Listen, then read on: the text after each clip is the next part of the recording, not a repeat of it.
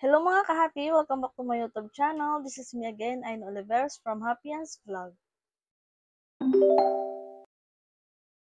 Ang video natin ngayon is about Nikki Live application. So, paano nga ba nakakatulong si Nikki Live para sa mga ordinary host para maging star host dito sa application na ito?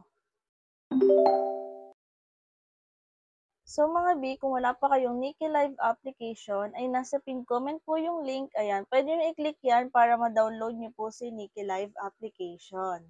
Ang kagandahan dito mga B ay kahit level 0 ka pa lang ay meron ka ng task. At meron din silang task para sa mga newbie or bagong host dito kay Nikki Live application. Itong newbie task na ito ay available lang po 5 days mula nung din-download mo. So kung halimbawa din-download mo ngayon si Nikki Live application, kailangan mga B is mag-start ka na para hindi po masayang yung newbie task mo. Sayang yung mga makiklaim mo kasi may additional po yung rewards kapag newbie task. So, download now, start now. You can join agency or club member. Pero para sa kalaman nyo mga B ay kahit wala pong agency or club dito is kikita ka pa rin naman. May mga task ka pa rin po kahit hindi ka mag-join sa mga agency or club.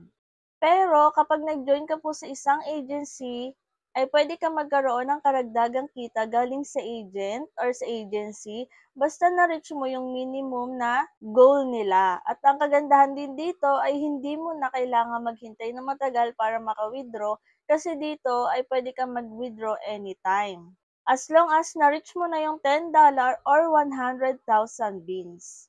So, yung beans po yung ating hiniipon dito. Kailangan may 100,000 beans ka na sa yung beans wallet para maka-withdraw ka po.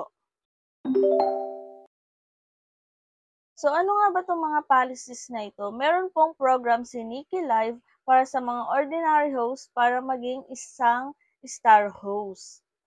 At meron ding best live host. Dito po ay mag-audition tayo. Dagdag income din yan mga B. So, ang kailangan mo lang is, dapat may maganda kang background. Malinis man lang yung background mo. And then, syempre, video with talent. Kumbaga mag-audition ka, pakita mo kung paano mo ine-entertain yung mga viewers mo. And then, kapag nakapasa ka is may dagdag income yan mga B. So, explore nyo lang din si application.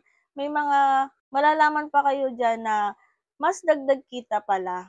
So, bukod dun sa mga daily task natin, may mga ibang way pa para kumita dito kay Nikki Live. So, explore natin yung application. So, Nikki Live upgrades party and club modes para maging easy sa mga newbie yung pag-access sa mga ganito. So, tulad na lang nito mga B, kapag wala ka pang club, ayan, kapag nag-scroll-scroll ka sa mga naka-party live, may makikita kang ganyan, may club task.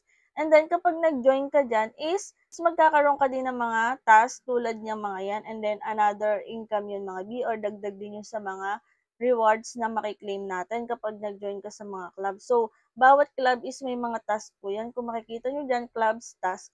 Pero makikita nyo lang yan or mag-get rewards nyo lang yan kapag naka-join ka po doon sa club na yon.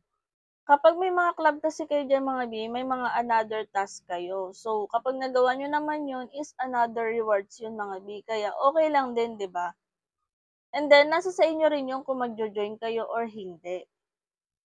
So, kung may mga time naman kayo is pwede naman kayo mag-join para kahit papano is nadadagdagan or mas mapabilis yung pagsahod natin dito sa Nikki Live application. And then, syempre, para maka-join-join din tayo sa mga naka-party live na kasamahan natin or kapag naka-party live tayo is may magjo-join din sa ating panel. So, i-enjoy lang natin yung mga ginagawa natin sa mga ganitong application. So, habang nag-i-enjoy is kumikita tayo, di ba? And then, nagkakaroon din tayo ng mga friends or nagkakaroon tayo ng maraming kakilala kahit dito lang sa online. And then, kapag nagpa-party live ka or solo live, mag-music ka B para kapag may viewers na dadaan, is hindi sila masyadong maboring or mainip kapag gusto nilang tumambay sa iyong live. Kasi may mga naggagamble or play lucky dito mga B, kapag may mga dumadaan sa party or solo live, minsan is may mga viewers talaga na naglalaro. Mga tumatambay muna sila. E di, habang nakatambay sila, mas okay kung may mga music-music tayo, di ba? Hindi sila maiinip.